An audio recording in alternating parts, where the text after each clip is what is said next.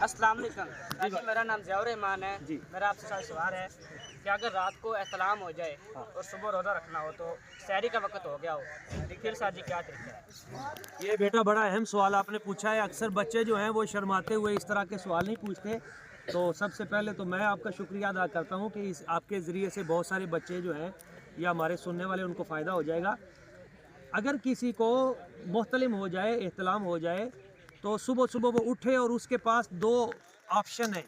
एक तो ये है कि वो रोज़ा रखे, एक ये है कि गुस्ल करे। टाइम थोड़ा है तो उस मुख्तसर टाइम में वो पहले कुली कर ले, वज़ू कर ले, फौरी तौर पे वज़ू करके सहरी कर ले।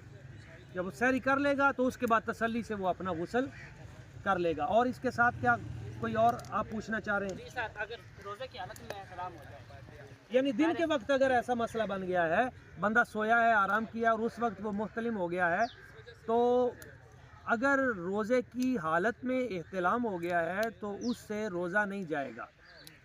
वो गुस्ल करे, गुस्ल में सिर्फ थोड़ी सी एहतियात कर ले कि जब वो कुली करे तो वो गरारा जब करते हैं तो उसमें मुबालगा ना करे। बस इसकी ज़रा एहतियात करे।